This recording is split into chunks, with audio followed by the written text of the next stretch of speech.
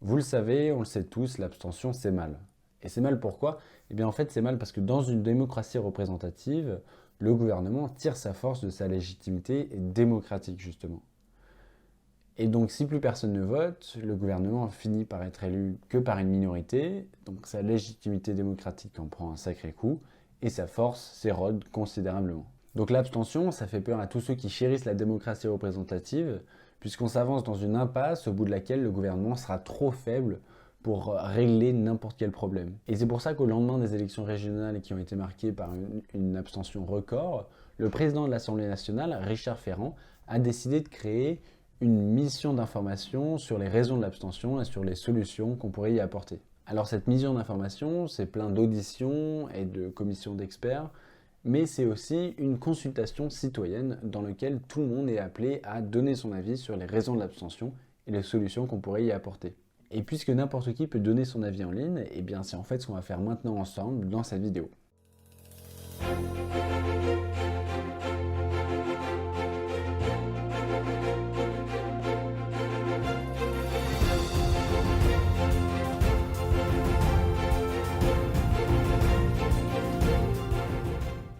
Alors, quand on clique sur le lien qui est disponible sur Internet et que je vous mettrai dans la description, on tombe sur cette consultation citoyenne sur l'abstention et la participation électorale, qui vise donc à se renseigner sur les raisons de l'abstention et sur les solutions qu'on pourrait mettre en place pour y faire face.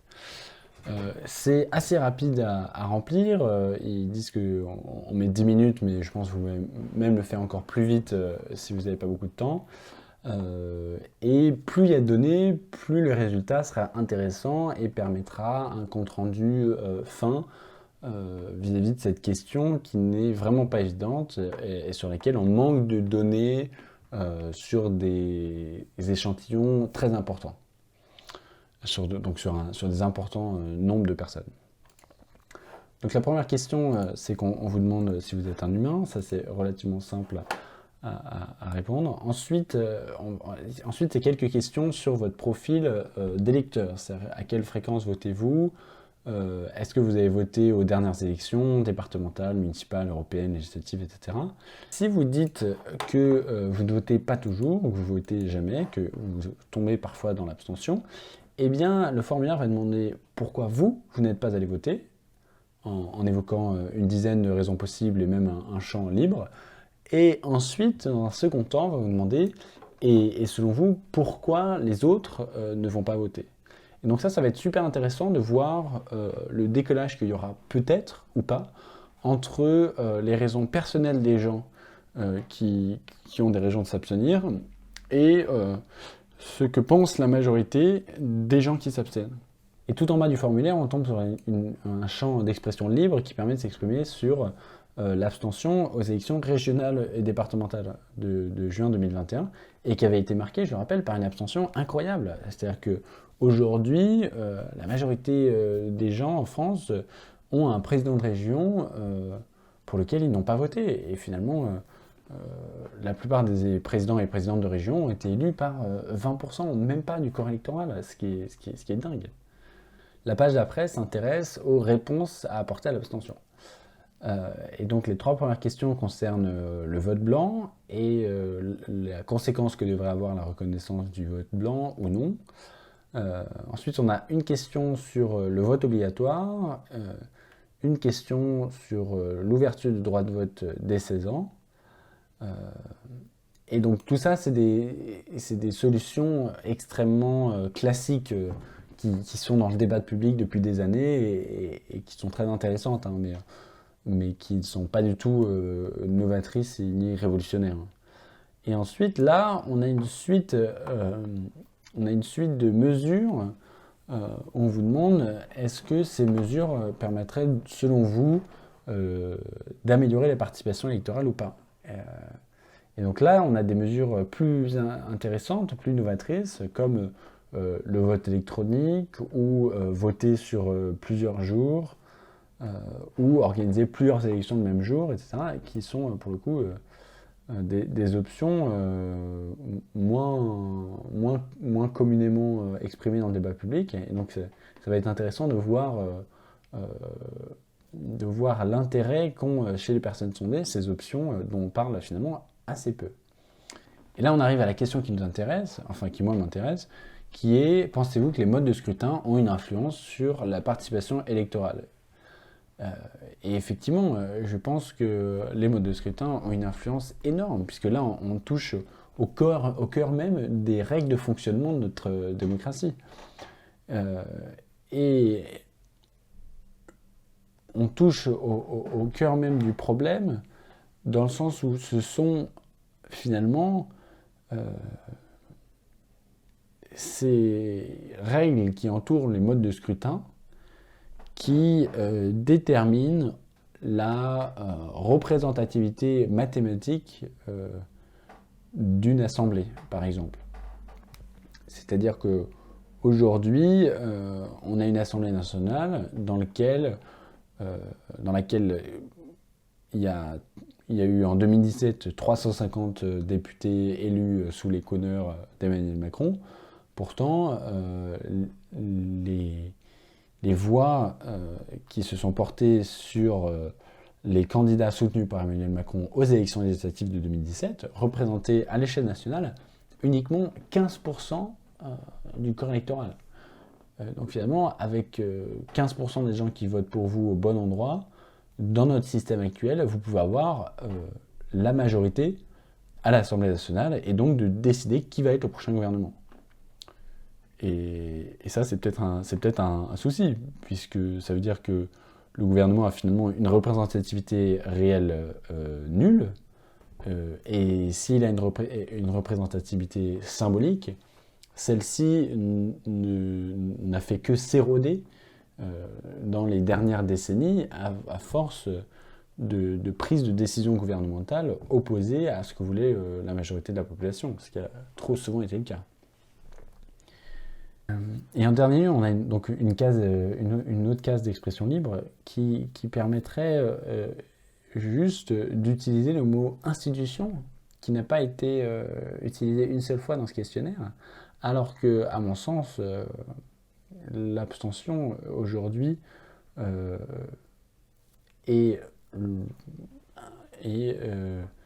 énormément impactée par la manière dont fonctionnent nos institutions.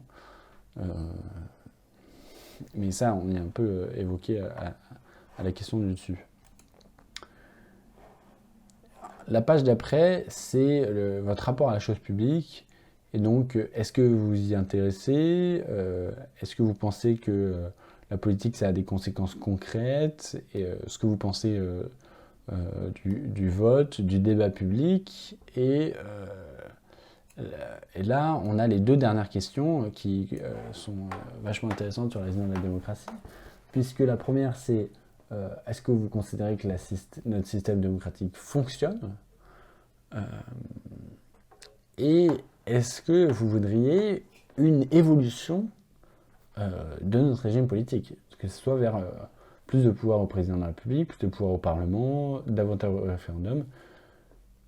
Et c'est là où je pense que le questionnaire est un peu mesquin, parce que il y a en réalité beaucoup plus d'options que ces trois options présidentielles, parlementaristes ou référendaires.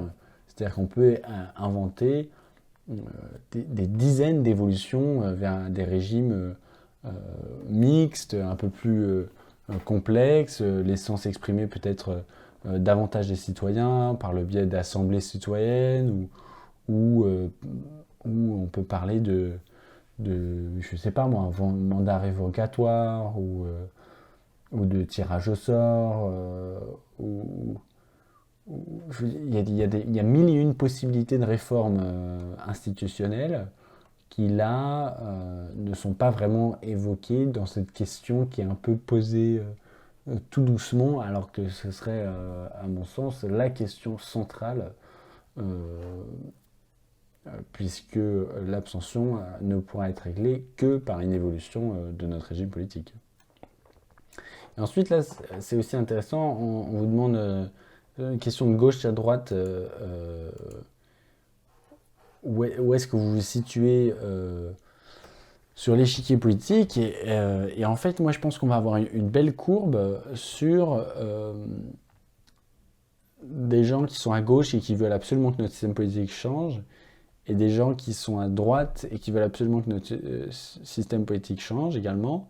Et en fait, les seuls, à mon sens, hein, les seuls, je pense, qui voudraient qu'il n'y ait pas d'évolution, ça va être eh bien, ceux qui sont au pouvoir actuellement, qui sont en fait, qui ont en fait l'impression d'être dans une situation très confortable, qui, je pense, va être très inconfortable pour eux dans les prochaines années, mais je pense que c'est le rapport au pouvoir qui est différent et qui biaise forcément ce genre de réponse. Et finalement, il y a des questions sur vous, sociologiques, pour faire un petit portrait sociologique sur votre âge, votre genre, votre résidence, catégorie socio-professionnelle, etc. Et c'est terminé. Voilà, je vous invite vraiment à aller donner votre avis sur le site de la consultation. La réalité, c'est qu'on sera relativement peu nombreux à le faire, tout simplement déjà parce que qui savait que cette consultation existait. Donc le résultat sera forcément biaisé, mais ça n'empêchera pas d'apporter un éclairage supplémentaire à cette question cruciale qui est celle de l'abstention.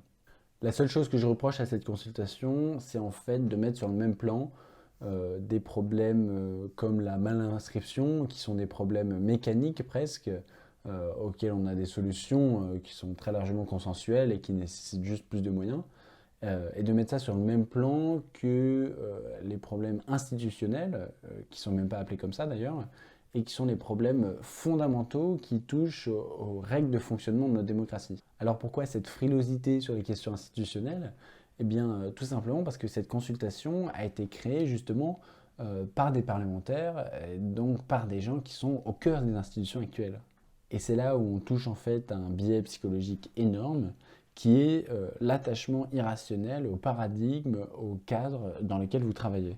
Vous imaginez bien que c'est hyper compliqué pour un parlementaire, par exemple, qui travaille honnêtement dans un cadre donné hyper contraignant depuis des années, d'entendre qu'en fait le cadre dans lequel il travaille est complètement bancal, et qu'il faut inventer un nouveau cadre parce que le travail qu'il mène actuellement mène nulle part. Et ça, c'est super compliqué psychologiquement, puisque ça revient presque à vous désavouer symboliquement et à admettre que tout le travail que vous avez fait ces dernières années ne servait à rien presque. Ce qui n'est en fait pas du tout le cas dans la réalité, mais ce qui peut donner cette impression si on se débarrasse totalement de votre ancien cadre de travail. Voilà, la vidéo est déjà longue, donc je vais m'arrêter là. Je vous invite vraiment à aller vous exprimer sur le site de cette consultation, que je vous mettrai dans la description. Et on reparlera sûrement de ces biais psychologiques et de cet attachement irrationnel au cadre de la Ve République. Si vous êtes un peu frustré parce que je n'ai pas rempli le questionnaire devant vous, je vous invite aussi à aller voir la vidéo que j'avais publiée au lendemain des élections régionales, et où en fait je m'étais déjà exprimé sur ce qui était selon moi la raison de l'abstention et la solution à mettre en place. Et donc je vous mettrai également le lien en description, et c'est d'ailleurs une des vidéos les plus vues de ma chaîne. Merci encore de suivre ce projet et à très bientôt pour une nouvelle vidéo.